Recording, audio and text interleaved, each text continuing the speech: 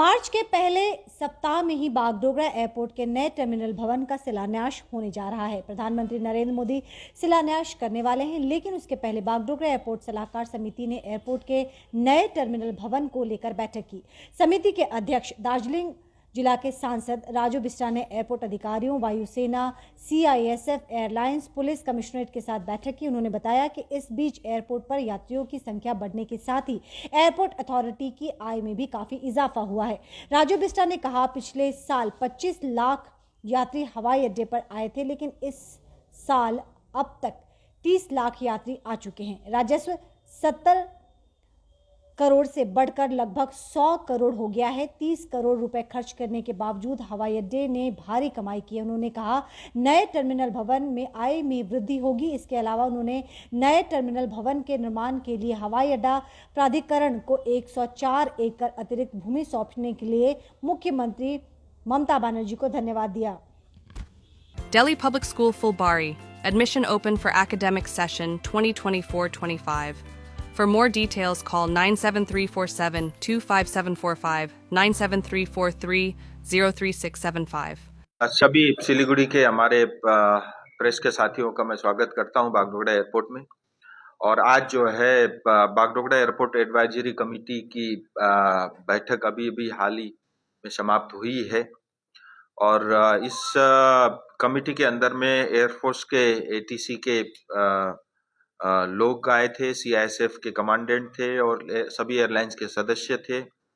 और जो नया टर्मिनल बन रहा है उसके प्रोजेक्ट डायरेक्टर थे और टूरिज्म क्षेत्र से जुड़े हुए जो लोग उसमें काम करते हैं वो लोग भी थे। और सिलीगुड़ी पुलिस की तरफ से भी एक रिप्रेजेंटेटिव आए थे। और सभी इस कमेटी के सदस्य इस बैठक में सबने भाग लिया। करीब जो है 1.5 घंटे तक बहुत डिटेल में जो है ये बैठक हुई और सबके सुझाव भी लिए गए। और इसमें बेसिकली 2 हिस्से थे। तो एक तो एग्जिस्टिंग जो हमारा टर्मिनल है उसके अंदर में पिछले दिनों में क्या क्या नए काम हुए हैं जिससे पैसेंजर को उनको तकलीफ कम से कम हो और एयरपोर्ट का ऑपरेशन बहुत स्मूथ और सुगमता के साथ हो। उसके बिंदु में एयरपोर्ट के डायरेक्टर ने बताया कि पहले यहाँ पे 2 ही कन्वेयर बेल्ट होते थे, कन्वेयर बेल्ट जो सामान रिसीव करने का। अब 3 कन्वेयर बेल्ट हो गए हैं। और इंटरनेशनल एरिया के लिए एक एक्सरे मशीन होता था, अब वो 2 हो गए हैं। और वो एक्सरे मशीन जो है डोमेस्टिक पैसेंजर भी यूज कर लेते हैं। और जिनको देखने में प्रॉब्लम होता है उनके लिए जो है टेक्टाइल फ्लोरिंग की व्यवस्था भी की गई है।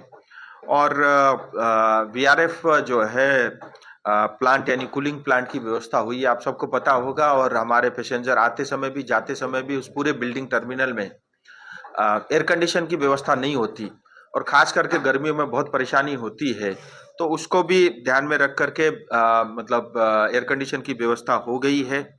और करीब 700 से 800 अतिरिक्त पैसेंजर सिक्योरिटी के बाद भी अगर फ्लाइट लेट होती है तो उनको बैठने की व्यवस्था स्पेस क्रिएट हुआ है। और एक बड़ी बात, जो एग्जिस्टिंग टर्मिनल का जो बिल्डिंग है उसके बाहर बारिश के समय में लोगों को भीगना पड़ता है, गर्मियों में बहुत तकलीफ होती है। तो उसमें करीब 2 करोड़ के इन्वेस्टमेंट से जो है एक कैनोपी लग रहा है और अगले 2 महीने के अंदर में वो बन करके तैयार होगा। तो बारिश के समय में और धूप के समय में जो लोग यात्री होते हैं या उनको छोड़ने के लिए जो भी उनके साथ अभिभावक या उनके साथी आते हैं उनको वो तकलीफ नहीं होगी। और बोर्डिंग पास के लिए आपको बोर्डिंग काउंटर में जाने की जरूरत नहीं है। 7 अलग अलग कियोस्क भी लगाए हैं, ऑटोमेटिक आप जाकर के मशीन से बोर्डिंग पास अपना ले सकते हैं। और कई लोगों के सुझाव आते रहते थे कि जिन लोगों को स्मोक करने की आदत है, वैसे मैं कहूँगा स्मोकिंग नहीं करना चाहिए, वो हेल्थ के लिए हानिकारक है। लेकिन सुझाव लोगों के आते रहे, कई एयरपोर्ट में सब जगह रहता है तो उसकी भी व्यवस्था हो गई है। एक स्मोकिंग जोन बनाया, अगले 2-3 दिन में उसका भी इनॉग्रेशन होगा। और वॉशरूम के रिनोवेशन हुए हैं। और जो है एक बड़ी बात आप सबको पता है, विजिबिलिटी लो होने के कारण सर्दियों में बहुत तकलीफें आती है, फ्लाइट को डाइवर्ट करना पड़ता है या फ्लाइट डिले हो जाता है। सो विजिबिलिटी इंप्रूव करने के लिए पायलट को मदद करने के लिए 2 चीजें की आवश्यकता होती है। एक तो लोकलाइजर बोलते हैं जो प्लेन की और जो रनवे है उसके हाइट के बारे में जानकारी इंफॉर्मेशन देती है। वो लोकलाइजर बीच में कुछ दिन बंद था, अब वो जो है लोकलाइजर जो है बंद करके इंस्टॉल हो गया है और सुचारू रूप से काम कर रहा है। जहां पहले जो है 1200, 1500 या 2000 मीटर की आवश्यकता पड़ती थी विजिबिलिटी की, अब वो घट के 900 मीटर की विजिबिलिटी में भी फ्लाइट जो है लैंड कर सकती है, टेक ऑफ कर सकती है।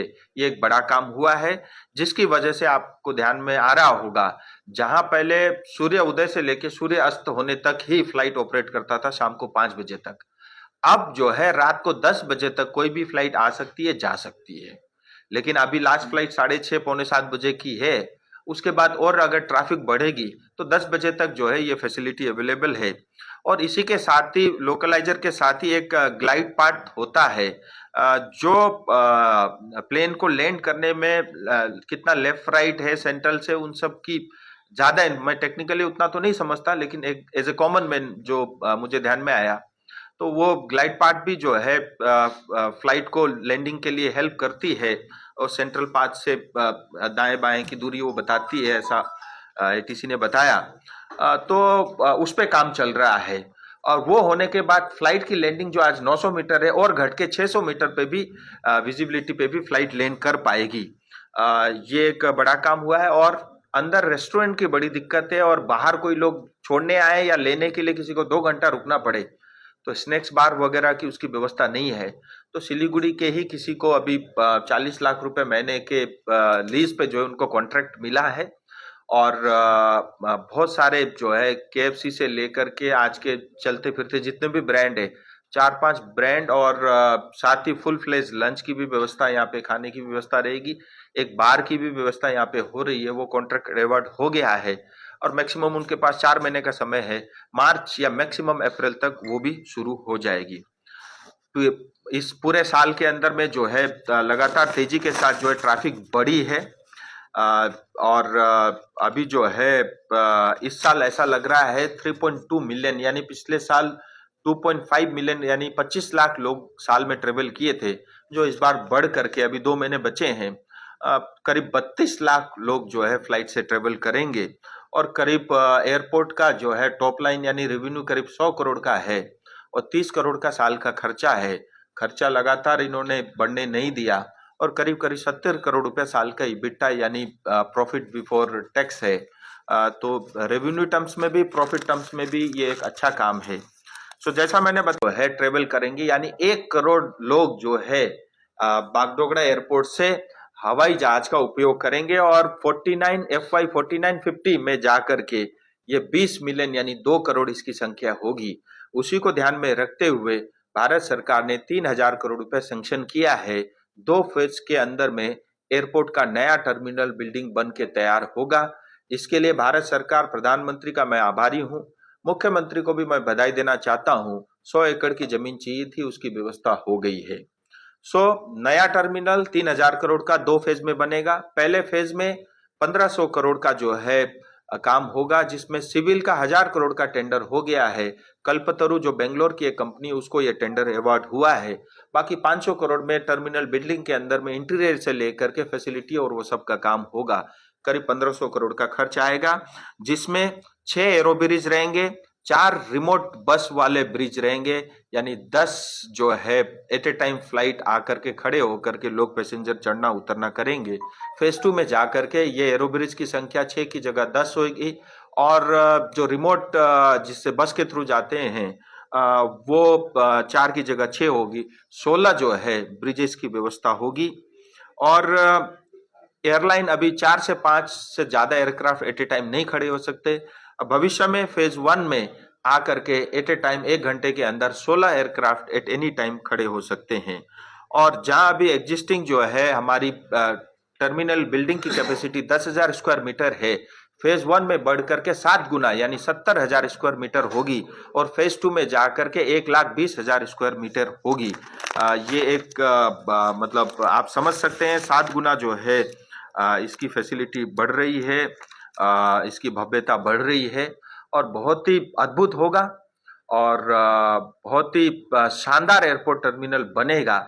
इसकी वजह से जो है हमारे यहाँ के हमारे जितने भी व्यापारी हैं, हमारे विद्यार्थी हैं, हमारे जितने भी लोग इलाज कराने के लिए बाहर जाना पड़ता है, या टूरिज्म सेक्टर से जुड़े हुए लोग हैं, होटल सेक्टर से जुड़े हुए लोग हैं, ट्रेड सेक्टर से जुड़े हुए लोग हैं, चाय बागान से जुड़े हुए जो लोग हैं, आम आदमी तक को इसका बहुत लाभ होगा। और ये एक शानदार प्रोजेक्ट बागडोगरा के अंदर में आ रहा है। मैं इसके लिए एक बार फिर भारत सरकार का आभार व्यक्त प्रकट करना चाहूंगा। और हम सब के लिए भी खुशी की बात होगी, क्योंकि एयरपोर्ट होएगा, 3 गुना ट्रैफिक बढ़ेगा, तो सब व्यापारियों के लिए भी ये फायदेमंद होगा। और हमारे क्षेत्र में भी इसके कारण नए जॉब के अवसर क्रिएट होंगे। हमारे युवा साथियों को जो है नौकरी के लिए बाहर जाना नहीं पड़ेगा, उसमें काफी हद तक मदद जो है ये बागडोगरा का टर्मिनल एयरपोर्ट करने वाला है। और मैं सभी जनता की ओर से भारत सरकार का और राज्य सरकार का दोनों का आभारी हूं, और इस काम को हम जल्द से जल्द शुरू करेंगे। सर, सुनने में आया कि 5 मार्च को प्रधानमंत्री नरेंद्र मोदी जी इसका शिलान्यास करेंगे, कहाँ तक ये? हाँ, अभी एग्जैक्ट डेट तिथि तय नहीं हुई है, कोई 3 बता रहा है, कोई 5 बता रहा है, लेकिन इसमें जब एग्जैक्ट पीएमओ की तरफ से कोई ठोस जो है तारीख की घोषणा होगी, उसके बाद ही मुझे लगता है, क्योंकि प्रधानमंत्री जी का कार्यक्रम है, उसके बाद ही मुझे बताना शायद उचित रहेगा। ये क्या वर्चुअली होगा या फिजिकली? प्रधानमंत्री जी, मैं फिर बता रहा हूँ, कोशिश ये है कि फिजिकली करने का, लेकिन सब कुछ जो है वो पीएमओ तय करेगा, क्योंकि प्रधानमंत्री जी का विषय है। तो मुझे लगता है मैं आगे बढ़ के इस विषय में ज्यादा बोलना अभी शायद उचित ना हो। सर, कब तक शुरू हो सकेगा नए टर्मिनल का काम जो है, वो कब से शुरू होगा? ऐसा है, पहली बात तो सिविल कॉन्ट्रैक्ट का अवार्ड हो गया है, जो कंस्ट्रक्शन का सबसे बड़ा काम है, वो अवार्ड हो गया। कल्पतरु कोई कंपनी है बेंगलोर की, उसको मिला है। और फर्स्ट वीक ऑफ मार्च में जो है इसका उद्घाटन होएगा, भूमि पूजन होगा, फिर काम शुरू है। 2026 तक जाकर के ये एयरपोर्ट का टर्मिनल तैयार होगा, यानी 2 साल का समय लगेगा। 2026 के अप्रैल में हम इसका फीता काटेंगे, फेज 1 का। ये मानकर चला जाए कि मार्च के फर्स्ट हाफ में शिलान्यास का कार्य? हाँ, मतलब अगले महीने यानी मार्च को ही पहले सप्ताह के अंदर में इसका शिलान्यास का कार्यक्रम करने की योजना है। राजू जी,